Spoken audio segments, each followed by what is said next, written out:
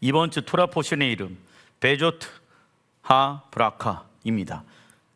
하나님께서 이스라엘 백성들에게 말씀해 놓으신 축복의 내용의 메시지입니다.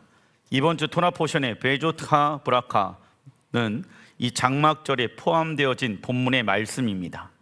그렇다면 우리는 장막절에 어떠한 메시지를 묵상해야 하며 이 시간을 어떻게 보내야 할까요? 신명기 33장 1절의 말씀, 하나님의 사람 모세가 죽기 전에 저는 이 모세 앞에 어떠한 칭호가 붙게 되어지냐면 하나님의 사람. 그래서 신약 성경에서도 디모데 전후서에 너 하나님의 사람아 라고 소개를 하고 있습니다. 이것이 가장 우리에게 훌륭한 칭호가 되어야 합니다. 뭐 부자인 누구야? 많은 공부를 한 누구냐? 뭐 빌딩을 가지고 있는 누구냐? 이것이 위대한 삶이 아니라 하나님의 사람으로 불려지는 삶, 이것이 가장 복된 삶일지라 믿습니다.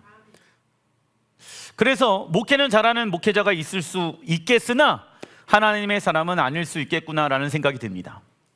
왜냐하면 마지막 때는 계속 말씀드렸던 것처럼 마지막 때는 택함을 받는 교회로서 살아가야 될 부분들이 많이 있습니다. 청함을 받는 것도 중요하지만 예수를 믿으십시오, 예수를 믿으십시오 하지만 택함을 받는 자로 성도들을 마지막 구원에 완성시키는 교회가 또 필요하다라는 것입니다. 그래서 단순히 뭐 사이즈 커지고 제가 이렇게 보니까 뭐 10년 동안 20년 동안 신앙생활을 하였는데 여전히 변하지 아니하는 우리 육체의 모습들이 있는 사람들이 종종 있습니다. 그 사람을 보면서 과연 그 사람의 삶 가운데는 예수께서 살아 계신가? 라는 의문점을 들게 되어집니다. 왜냐하면 예수님이 살아 계신다라고 하면 삶이 변화되어지겠죠. 성격이 고쳐지고 생각이 고쳐지고 돈 쓰는 게 고쳐지고 시간 쓰는 걸 고쳐지게 되어지겠죠. 그런데 고쳐지지 않는다라고 했었을 때 정말 내 삶 가운데 예수님이 계신가 계시지 않은가를 봐야 합니다. 내가 왜 고쳐지지 않을까요? 내가 여전히 주인 되어진 삶을 살아가는 것이 옳고 편하다라고 생각하기 때문에 바뀌어지지 않나, 그런 생각이 들게 되어집니다. 그러나 예수를 머리로 두고 있는 사람들은 그 왕의 통치와 다스림을 받게 되어졌을 때 육체로서 살아가는 우리의 모습은 좀 불편할 수 있어요. 그러나 우리의 영과 혼에는 하나님의 샬롬이 임할지라 믿습니다. 서론이 길었습니다. 하나님의 사람 모세가 죽기 전에 이스라엘 자손을 위하여 축복함이 이러하니라. 야, 내가 하나님의 사람으로 평생 살았는데 이스라엘 백성들이여, 내가 너희를 축복하길 원하노라. 너희들은 이 축복의 내용을 마음판에 새겨야 된다. 하나님의 나라가 이 땅 가운데 임할 그때까지 이 축복의 내용을 절대 세상의 축복의 내용과 섞이지 말아라. 신명기의 마지막 토라 포션의 주제는 축복으로 끝나고 있다. 그래서 창세기부터 신명기의 구조를 보게 되어지면 하나님은 온 인류에게 축복을 주시길 원하시고 계신다. 그러나 우리가 하나님의 축복을 누리기 위해서는 샤밧을 거룩하게 구별하고 그날을 복되게 여기며 하나님의 말씀 안으로 들어가야 합니다. 그렇다면 우리에게 있어서 축복의 내용은 무엇일까요? 신명기 33장 2절의 말씀 읽어보겠습니다. 그가 일렀으되 여호와께서 시내산에서 오시고 세일산에서 일어나시고 바란산에서 비추시고 1만 성도 가운데 강림하셨고 그의 오른손에는 그들을 위하여 번쩍이는 불이 있도다. 아멘. 첫째, 그 축복의 내용입니다. 적어놔 주십시오. 하나님의 얼굴을 구하는 삶. 살아가는 자가 하나님의 축복을 받는다. 왜냐하면 모세가 하나님께서 시내산에 오시고 하나님께서 일어나시고 너희를 위하여, 하나님께서 너희를 위하여 강림하셨고 하나님께서 너희를 위하여 번쩍이는 불과 같이 임하였다라고 말씀하고 있습니다. 참고로 하나님의 얼굴이 우리에게 비추는 것은 무엇을 의미한다? 하나님의 말씀의 계시가 우리에게 임하는 것을 의미합니다. 그래서 기도할 때 하나님, 당신의 아름다우신 얼굴을 우리에게 알려주십시오. 이 기도는요, 어떠한 기도냐냐, 제사장의 기도예요. 제사장의 유업은 오직 하나님의 얼굴만을 구하는 것이 제사장의 유업이었죠. 나머지 11지파는 땅을 기업으로 얻게 되어집니다. 그러나 11지파 가운데 레위 지파가 그 지파들 안에 들어가서 오직 무엇만을 구합니까? 하나님의 얼굴만을 구하게 되어지더라. 이것이 하나님 보시기에 레위 지파들이요, 너희들의 유업이다 라고 말씀합니다. 무슨 얘기냐? 각 지파에 들어가서 하나님의 얼굴, 즉 말씀의 계시가 너희들의 삶을 통하여 그 지파들에게 풀어지도록 하여라. 그러면 너희들의 삶이 축복받는 자가 될 것이다. 가정에서 하나님의 말씀을 계시로 나타내는 자, 하나님의 말씀을 순종함으로 내 말을 통해, 내 행동을 통하여서 하나님의 얼굴을 비치는 자, 우리가 그러한 사람이 되어야 합니다. 즉 하나님의 말씀을 읽고 묵상하는 것은 곧 하나님의 얼굴을 보는 것과 같은 것입니다. 하나님은 이스라엘 백성들을 축복하시기 전에 과거에 시내산에서 그들과 결혼 서약을 하였던 일을 상기시킵니다. 그리고 그때 하나님은 이스라엘 백성들 가운데 오시고 일어나시고 비추시고 강림하시게 된 것을 강조하고 있습니다. 하나님이 오시도록, 일어나시도록, 비추시도록, 이곳에 강림하시도록 우리 내면 가운데 그분을 초청하기 위해서는 우리의 자아가 비워져야 되겠죠. 갈급한 마음을 가지고 있어야 되겠죠. 특별히 우리는 장막절 절기에 추수할 열매를 얻기 위해 이른비 성령님을 구해야 합니다. 월요일날 장막절 절기 시작되어졌습니다. 여러분들이 집에 돌아가게 되어졌을 때 하늘에서 비가 내렸습니다. 이것은 우리의 영과 혼과 육체 가운데 하나님께서 기름 부어 주시겠다라고 말씀하시는 축복의 메시지인 거예요. 제가 그 다음날 부모님 뵈러 올라가고 있는데 하늘에서 비가 엄청나게 왔습니다. 그 비를 직접 맞았습니다. 하나님께서 저에게 말씀하십니다. 내가 너에게 이러한 이른비의 기름을 부어주길 원하노라. 그래서 하나님은 우리의 영과 혼과 육체가 그 기름 부으심 가운데 충만하게 있기를 원하셨다. 저는 그 비를 맞으면서 하나님이 올해에는 우리에게 주시고자 하는 축복들이 많이 있겠구나라는 생각이 들게 되어졌습니다. 그것이 단순히 기도를 통해 영혼의 기름 부으심 뿐만이 아니라 육체의 기름 부으심이 임하게 되어졌다라는 것입니다. 이 장막절이 끝날 때까지 계속 하늘에 집중하여서 그 기름 부으심을 받길 바랍니다. 왜 우리가 이러한 성령님의 이른비의 기름 부으심을 구해야 하냐면 마태복음 6장 11절에 오늘 우리에게 일용할 양식을 주시옵고 말씀합니다. 추수할 열매를 얻기 위해서는 이른비의 성령님이 임해야 한다. 우리가 날마다 일용할 양식을 구해야 하는 이유는 무엇입니까? 우리에게 필요한 모든 것들은 자연에서 얻어진다. 그리고 하늘에서 비가 내리지 않고 해가 없으면 땅에서는 식물이 자라날 수 없는 것처럼 우리 인간은 하나님의 은혜가 없으면 단 하루도 살 수 없는 존재이다. 그리고 내일이라는 시간은 우리의 영역이 마땅하다. 아닙니다. 시간의 주관자는 하나님이십니다. 그래서 지혜로운 자는 하나님께 무엇을 구한다? 오늘의 양식. 하나님, 오늘의 양식을 우리에게 주시옵소서. 그런데 냉장고가 가득 차면 오늘의 양식을 구한다, 안 구한다? 구할 마음이 없어지지. 그죠? 그래서 날마다 하나님 오늘의 양식을 주시옵소서. 육체 가운데 그 양식을 부어주는 것도 있지만은 영혼의 양식 또한 우리에게 날마다 부어주십시오. 삼시세끼 밥 먹는 것처럼 우리의 영혼의 양식이 아침, 점심, 저녁에 기름 부으심을 통해 내 영혼의 양식이 있게 하여 주십시오. 하나님께 오늘의 양식을 구하는 삶이란, 읽어보겠습니다. 우리의 모든 권리를 하나님께 내어드리며 날마다 일용할 양식을 위해 기도하는 겸손의 삶입니다. 겸손한 자가 일용할 양식을 구한다.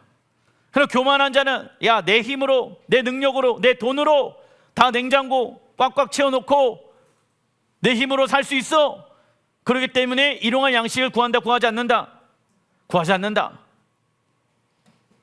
그리고 하나님은 이스라엘 백성들을 위하여 오른손에 번쩍이는 불, 히브리어 원어를 보니까 에시다트라고 말씀하고 있습니다. 에시의 뜻은 불이며 히브리어 다트의 뜻은 하나님의 명령을 뜻합니다. 따라서 하나님은 무엇을 통하여 우리의 삶을 비추시고 계실까요? 불인데 어떠한 불? 진리의 불. 진리의 불로 우리의 삶을 비추시고 계신다라고 말씀하고 계시죠. 왜냐하면 우리의 삶 가운데 무엇이 빛이며 무엇이 어둠인지를 알려주기 위함입니다. 그리고 우리는 빛 대신 하나님과 동행하기 위해서는 하나님의 말씀을 준행해야 한다. 여러분들, 빛과 어둠은 하나 될 수 있다, 없다? 추석 때 친척들을 만나다 보니까는 저 행동은, 저 결정은 어둠인데 왜 저 결정을 내렸을까? 근데 본인은 그것이 맞다라고 생각하기 때문에 그 결정을 내렸겠죠. 근데 하나님의 말씀을 가지고 있는 사람은 그 결정이 빛인지 어둠인지를 알 수 있다, 없다? 있는 거예요. 왜 우리는 세상의 것과 하나님의 것을 구분하면서 살아가야 됩니까? 빛과 어둠은 하나 되어질 수 있다, 없다? 없기 때문입니다. 그래서 하나님은 말씀하시는 거예요. 세상의 좋은 것을 영적으로 구분하라. 너희들의 오른손에 내가 에시다트, 진리의 불을 주노라. 이 불을 가지고 무엇하라? 구별하라. 무엇이 빛인지 무엇이 어둠인지를 구별하면서 살아가라. 아무리 세상의 것이 내게 있더라도 하나님이 그거 아니다 라고 말씀하시면 아닌 것입니다. 신명기 33장 3절에 여호와께서 백성을 사랑하시나니, 하나님께서 이스라엘 백성들을 무엇 하신대요? 교회만 사랑하시는 것이 아니라 먼저 하나님은 누구를 사랑하신다? 이스라엘 백성들을 사랑하신다. 믿으십니까? 그럼 백성들은 어떻게 하나님을 사랑할까요? 모든 성도가 그 수중에 있으며 주의 발 아래서 앉아서 주의 말씀을 받는도다. 여러분들, 하나님을 사랑하는 자들은 하나님의 계명을 지키니라. 이 얘기를 하는 거예요. 지금 내가 이스라엘 백성들을 사랑하는데, 이스라엘 백성들이여 너희는 나를 사랑하니? 그러면 너희들은 내 발 아래서 겸손하게 하나님의 말씀의 계명에 순종해야 된다. 둘째, 모든 성도는 하나님의 발 아래서 앉아서 겸손히 무엇을 받는 자가 되어야 합니까? 말씀입니다. 요한복음 14장 15절에 너희가 나를 사랑하면 나의 계명을 지키리라 말씀합니다. 하나님 말씀에 순종하는 것을 기반하지 아니하는 하나님 사랑은 인본주의적 문화에서 나온 사랑입니다. 그러나 하나님을 사랑하는 자들은 하나님 말씀에 어떠한 삶을 살아가게 되어진다. 과격한 순종의 삶을 살아가게 되어진다. 그 사랑에 빠진 사람은 누구도 막을 수 있다, 없다? 그리고 하나님은 당신의 사랑의 대상을 누구로 정하시고 계십니까? 이스라엘. 적어놔 주십시오. 그들을 사랑하셔서 그들과 결혼 언약을 맺었습니다. 그리고 하나님의 이스라엘 백성들을 무엇이라고 부르고 있습니까? 성도. 성도는 무엇입니까? 거룩한 하나님의 말씀을 따라 살아가는 사람을 성도라고 부르죠. 그래서 성도는 하나님의 말씀을 어디에 아래서 앉아서 받게 되어집니까? 주의 발 아래. 적어놔 주십시오. 하나님의 말씀은 어디에 발 아래서 받아야 합니까? 주의 발 아래서. 이게 무슨 얘기입니까? 왕이신 하나님께 무릎을 꿇어 엎드려라. 그래야지 하나님의 말씀을 받을 수가 있다. 그래야 축복받지요. 축복의 히브리 원어를 보니까 뜻은 바라크, 왕이신 하나님께 무엇을 꿇는 것? 따라해 주십시오. 하나님께 무릎을 꿇는 것이 복받는 길이다. 반대로 저주란 카레라, 왕이신 하나님의 말씀을 가볍게 여기는 것입니다. 우리는 내 삶의 주인이 나였기 때문에 내 생각이 맞고, 내가 경험한 것이 맞고, 내가 느낀 것이 맞으며 눈에 보이는 대로 살아갔다. 그러나 그 결과 육신의 생각은 사망입니다. 그래서 우리는 육으로 살아왔던 내가 주인된 삶을 십자가에 죽이고 예수와의 부활의 능력으로 다시 태어난 것을 믿습니다. 이를 믿는다면 비어져 있는 우리의 생각 안에 무엇으로 가득 채워야 합니까? 하나님의 말씀, 그리고 우리의 삶을 책임져 주시는 분이 하나님이시고, 하나님은 우리의 선한 목자라는 것을 의지하고 신뢰하기 시작한다면 영의 생각은 무엇입니까? 생명과 평안이 임하게 될 것입니다. 고린도서 10장 5절에 하나님을 아는 것을 대적하여 높아진 것을 다 무너뜨리고 모든 생각을 사로잡아 그리스도에게 복종케 하니, 모든 생각을 사로잡아 그리스도에게 복종시키는 일은 단시간에 된다 안 된다? 안 되죠. 불가능합니다. 하지만 우리의 생각을 다하여 하나님을 사랑하는 것을 멈추지 않아야 한다. 만약 우리의 잘못된 생각과 싸우지 않는다라고 하면 우리의 생각은 견고한 진이 되어져 버리며 하나님과 친밀한 관계 속에서 그분을 알아가는 성숙한 삶을 경험할 수가 없게 되어진다. 잘못되어진 생각, 감정 뜻을 쌓아야 합니다. 나는 왜 이렇게 말하고, 나는 왜 이렇게 생각하고, 나는 왜 이렇게 감정을 느낄까? 감정조차도 잘못된 감정을 느낀다라고 하면 예수의 이름으로 물리쳐야 됩니다. 하나님의 말씀으로 비춰봤을 때 내가 잘못된 삶을 살고 있네? 하나님이 나를 심판하실까? 그게 아니라 그 생각도 비워야 됩니다. 하나님은 나를 믿으시고 기쁘시고 기다리고 계신다. 회개하고 돌이키자. 이 감정으로 돌아가면 되는 것입니다. 자그리고 신명기 33장 4절에 모세가 우리에게 무엇을 명령합니까? 율법을 명령하였으니 곧 야곱의 총회의 기업이로다. 여수론에 왕이 있었으니, 여수론은 이스라엘을 애칭하는 단어라고 말씀드렸습니다. 곧 백성의 수령, 머리들이 모이고 백성, 나라들의 리더십들이 모이게 되어지더라. 그리고 이스라엘 모든 지파가 함께 한때로다 라고 나와 있죠. 이거 어느 때에 이루어질 메시지일까요? 마지막 주님 오실 그때 이루어질 일입니다. 우리에게 있어서 축복의 내용 세 번째, 어디 안으로 들어가는 자는 축복을 받을까요? 야곱의 총회. 총회의 히브리 원어를 보니까 케일라, 뜻은 무엇입니까? 교회, 공동체. 교회를 구약에서 총회라고 하며 신약에서는 교회, 헬라 원어로 에클레시아, 부르심을 받은 자들의 모임으로 번역되어져 있다. 그래서 오늘날의 교회는 야곱의 총회에 속해 있고 이스라엘에게 접붙여진 공동체입니다. 교회와 이스라엘은 무엇입니까? 하나이다. 그리고 모세는 여수론 왕에 대해서 말하기 시작합니다. 여수론은 이스라엘을 애칭하는 단어입니다. 모세는 이스라엘의 한 왕이 일어나게 되어지는데 그는 백성들의 머리 리더를 추수하고 이스라엘의 모든 지파가 그를 통해 하나가 된다라고 소개합니다. 이스라엘의 한 왕은 누구를 말하는 것일까요? 예수와이십니다. 예수와께서 다시 오시면 이스라엘과 열방을 통치하는 왕으로 등극하시며 온 열방은 하나님의 말씀에 의해 살아가게 되어지며 온 열방은 그래서 진정한 샬롬을 경험하게 될 것이다. 신명기 33장 26절, 여수론이여 하나님 같은 이가 없도다. 그가 너를 도우시려고 무엇을 타고? 하늘 구름을 타시고 그가 예수와께서 너를 도우신대요. 왜요? 이스라엘이 마지막 때가 되어지면은 큰 전쟁에서 패배하게 될 것이다. 그래서 예수와가 큰 구름을 타시고 오시고 너를 도우실 것이다. 마지막 때에 대한 예언을 모세가 이스라엘 백성들에게 하는 얘기인 거예요. 이 축복의 내용을 잊지 말아라. 마지막 때에 그려질 그림을 잊지 말아라. 정확한 그림을 가지고 있어야지 마지막 때를 구별하며 그 때를 위해 준비하고 살아갈 수가 있게 되어진다. 영원하신 하나님 예수와께서 너희들의 처소가 될 것이다. 어느 때? 장막절에 그의 영원하신 팔이 내 아래에 있도다. 그가 내 앞에서 누구를 쫓으시며 대적을 쫓으시며 뭐라라 하시도다. 이 대적의 이름은 누구입니까? 적그리스의 나라들이겠죠. 그리고 28절, 이스라엘이 안전히 거하며. 이스라엘이 지금 안전합니까? 불안전합니까?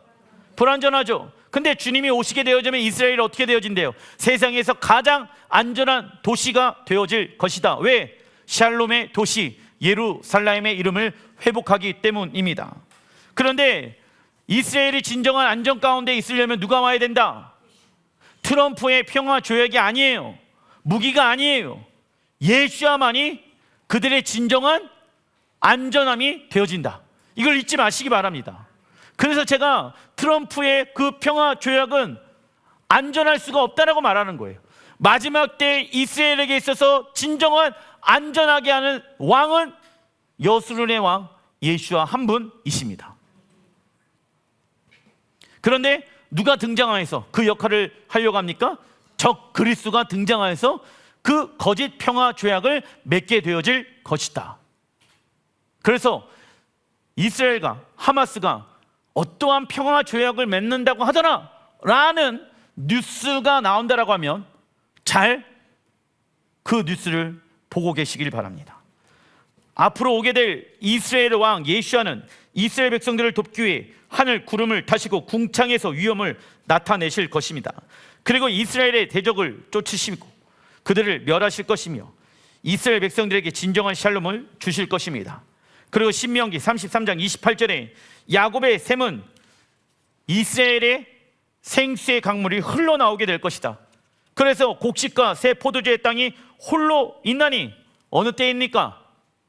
곡식과 새 포도주의 땅이 계속 기름지고 홀로 있게 되어집니다. 이스라엘의 새 예루살렘 성전이 임하게 되어지는 것이죠. 천년 왕국 시대에 일어날 일인 거예요. 하나님께서 하늘의 비를 내리시고 곡식과 새 포도주의 열매를 맺게 하실 것이다. 곧 그의 하늘이 이슬을 내리는 곳에로다. 모세는 에덴 동산에 임하였던 하나님의 영광이 약속의 땅에 회복되어지는 모습을 보게 됩니다. 그래서 이스라엘의 회복은 하나님 나라의 회복이라고 말할 수 있으며, 왜? 실제로 이 신명기 33장과 34장의 말씀이 어느 땅에 이루어집니까? 이스라엘 땅 가운데 이루어질 것입니다. 예수의 재림을 통하여. 그래서 이스라엘의 회복은 이꼬르 무엇의 회복이라고 얘기할 수 있습니까? 하나님 나라의 회복이라고 이야기할 수 있습니다. 그리고 동시에 회복되어진 에덴 동산이라고 말할 수 있는 것이죠. 그래서 우리는 이스라엘의 아름다움에 대한 계시가 열리도록 계속해서 간구하고 기도해야 합니다. 신명기 33장 29절, 이 축복의 내용대로 살다 보니까 모세가 이스라엘 백성들을 바라보면서 뭐라고 얘기합니까? 너는 행복한 사람이로다. 여호와의 구원을 너같이 얻은 백성이 누구냐? 여러분들 보세요. 여호와의 백성들 중에 여호와의 구원을 받은 백성이 누구냐? 구원을 이뤄가는 삶은 쉽지 않다. 그런데 행복한 삶은 무엇이냐? 영원한 나라를 위하여 이 땅에 사라지고 없어지는 우리의 돈과 재정과 힘을 주님의 나라를 위해서 헌신하는 자, 매년마다 월삭과 절기를 지키면서 예행 연습을 하는 자, 주 오실 길을 준비하는 자. 아, 목사님 2년 전에도 3년 전에도 이번 나팔절에 주님 오실 수 있습니다, 깨어 기도해야 됩니다 라고 했는데 올해도 안 왔네요. 그게 아니라 우리가 주님 앞에 설 때까지 절기를 통해서 주님을 맞이할 자가 되어야 될 줄 믿습니다. 그러다 죽잖아요. 그러면 그 사람은 예수아가 오시게 되어졌을 때 예수아께서 곧 오시겠다라는 그 약속의 말씀을 부활하여 경험하게 될 것입니다. 여호와의 구원을 너같이 얻은 백성이 누구냐? 그는 너를 돕는 방패시오, 내 영광의 칼이시로다. 전쟁에 대한 메시지가 계속 나오죠. 내 대적이 내게 복종하리니, 야, 열방들이 너에게 복종하게 될 것이다. 왜? 너는 가장 뛰어난 하나님 나라의 백성이 될 것이기 때문에.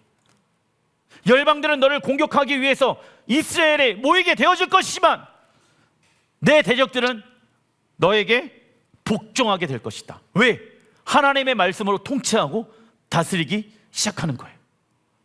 그리고 내가 그들의 높은 것을 밟으리로다. 그들이 교만해서 높아져가지고 이스라엘을 공격하려고 오지만 그들의 높아진 것을 여호와께서 무엇하신다? 밟으신다.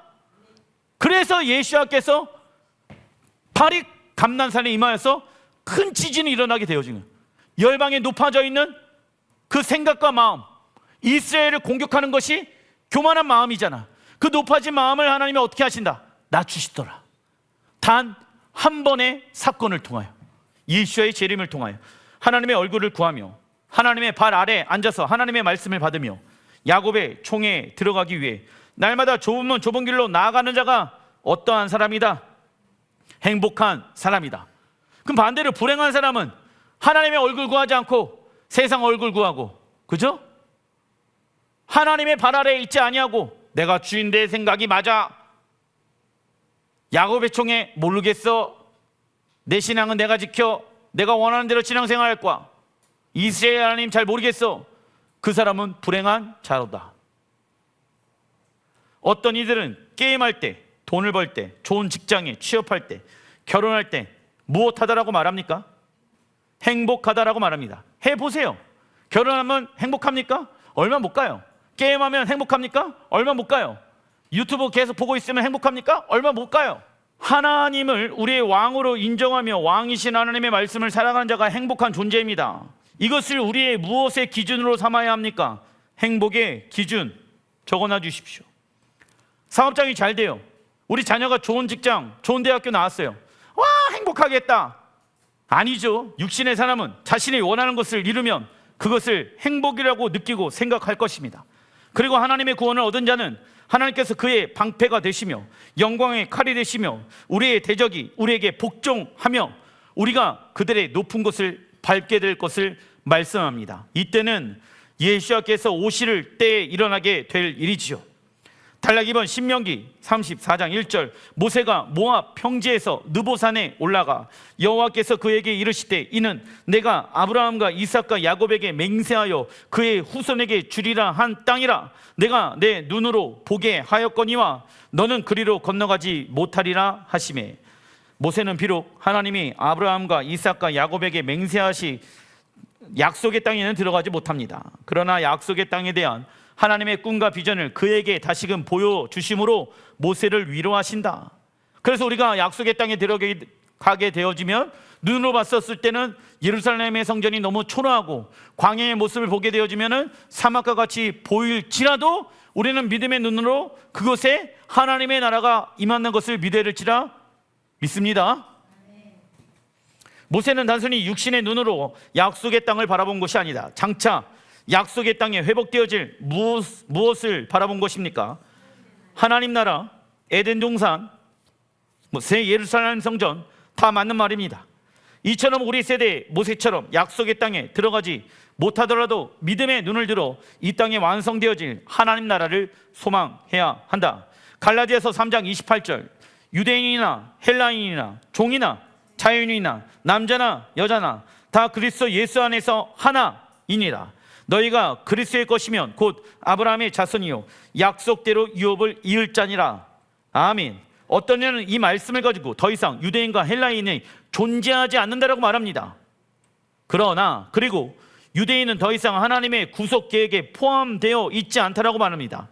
이 해석이 맞다면 이 구절은 유대인이나 이방인뿐만이 아니라 더 이상 남자나 여자도 없다는 말씀이 되어야 합니다. 그러나 모든 인류는 하나님 앞에 평등하며 유대인이든 헬라인이든 남자든 여자든 차별 없이 구원의 선물을 받을 수 있다라는 것입니다.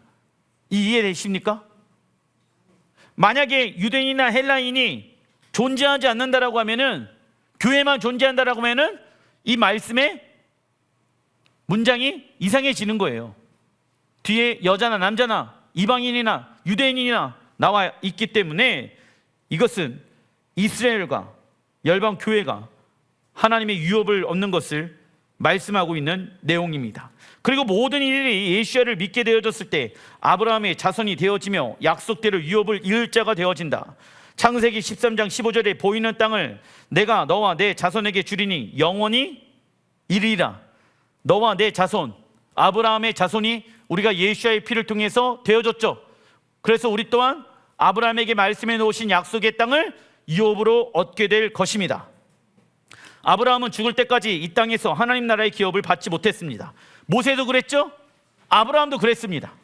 그러나 아브라함은 나이가 들면 들수록 부활할 때 육체가 다시 일어나 아브라함에게 주시겠다라고 약속하신 땅을 기업으로 얻을 것을 믿으며 살아왔습니다. 그래서 우리는 이 비전을 자녀들에게, 그 다음 세대들에게 흘러가게 하여 주님 오시는 그날까지 계승시켜야 합니다. 그래서 신명기에 계속 모세가 다음 세대에게 이 말씀을 전한 것입니다. 신명기 34장 10절에 그 후에는 이스라엘의 모세와 같은 선지자가 일어나지 못하였나니 모세는 여호와께 대면하여 아시던 자요. 11절 여호와께서 그를 애굽 땅에서 보내사 바로와 그의 모든 신하와 그의 온 땅에 모든 이적과 기사와 모든 큰 권능과 위엄을 행하게 하심에 온 이스라엘 목전에서 그것을 행하자이더라. 모세에 대한 하나님의 평가입니다. 첫째, 모세와 같은 선지자는 있다 없다? 없습니다. 둘째, 모세는 여호와께서 대면하여 아시던 자입니다. 그러니까 모세와 같은 선지자가 없다라고 성경이 말씀하고 있습니다. 그러면 모세가 말했던 모세의 오경이 중요할까요? 중요하지 않을까요? 엄청 중요한 거예요. 왜? 모세와 같은 선지자는 없었기 때문에. 모세가 가장 위대한 선지자의 계보 안에 있는 것입니다. 그러나 가장 위대한 선지자인 모세가 말한 그 음성에 우리는 귀를 기울여야 합니다. 둘째, 모세는 여호와께서 대면하여 아시던 자였습니다. 그는 하나님과 얼굴을 맞대고 대화하는 방식으로 계시를 받은 자이다. 즉 꿈이나 환상을 통해 받은 어떤 선지자의 계시보다 더 신뢰할 수 있는 자이지요. 셋째, 모세는 애굽에서 이스라엘을 건져낸 자입니다. 모세는 메시아의 예표하는 사람이라고 말할 수 있으며, 그래서 예수와는 모세의 율법을 폐하러 오신 것이 아니라 완전하기 위해 오신 것입니다. 그리고 하나님께서 모세에게 주신 약속의 땅에 대한 비전을 여호수아가 계승받게 되어진다. 그리고 여호수아가 모세에게 받은 약속의 땅에 대한 비전은 우리에게 계승되어졌습니다. 왜냐하면 언약의 특징은 이례적으로 끝나는 것이 아니라 대대로 영원히 계승되어지고 전수되기 때문입니다. 그래서 우리는 모세와 같이 살아가야 될지라 믿습니다. 모세는 무엇을 위해 살아갔습니까? 이스라엘의 구원을 위해서. 그리고 또 모세는 하나님의 얼굴을 대면하는 자로 살아갔습니다. 모세는 하나님의 음성에 쉐어하며 살아가게 되어졌습니다. 하나님은 그러한 삶을 살아가는 자들에게 어떠한 자이다라고 말씀하고 있습니까? 행복한 자이다. 이렇게 살아가는 사람들이 어떠한 것을 받은 자이다? 하나님의 축복을 받은 자의 모습이다. 왜? 하나님의 나라는 약속의 땅에 완성되어질 것이며 예수께서는 구름 타시고 이 땅에 오셔서 하나님을 대적하는 나라들의 리더십들을 멸하시며, 할렐루야, 주님은 우리의 칼과 방패가 되실 것입니다. 영원한 나라를 위해 살아가는 것이 축복받은 자이다. 그래서 우리는 하나님의 축복을 받은 자입니다. 이 모세가 말한 축복의 내용 가운데 우리는 다 포함되어져 있습니다. 그래서 우리는 행복한 사람입니다. 근데 여기에서 우리의 감정과 우리의 생각은 거기에 동의하지 않을 수도 있습니다. 그런데 계속 우리의 감정과 생각에 아니야, 돈이 많아서 행복한 게 아니야, 내가 잘 나가서 행복한 게 아니야, 내가 하나님 나라와 영광을 위해 살아가는 거기 때문에 행복한 거야, 생각을 바꿔야 됩니다. 그렇지 않는다면 견고한 진이 되어져 버린다. 내 안에 나는 돈이 없어서, 나는 지금 환경이 좋지 않아서, 나는 불행한 사람이야, 나는 예수를 믿고 있는데 왜 이러한 불행한 삶을 살아가고 있지? 그 견고한 진은 사단이 만들어 놓은 진입니다. 이걸 깨 부셔야 됩니다. 주님의 나라를 위해서 살아가는 사람은 행복한 사람입니다. 따라해 주십시오. 하나님, 나를 행복한 자로, 복된 자로 불러주셔서 감사합니다. 할렐루야. 잘못된 생각을 예수의 이름으로 물리치기 주의 이름으로 축원드립니다.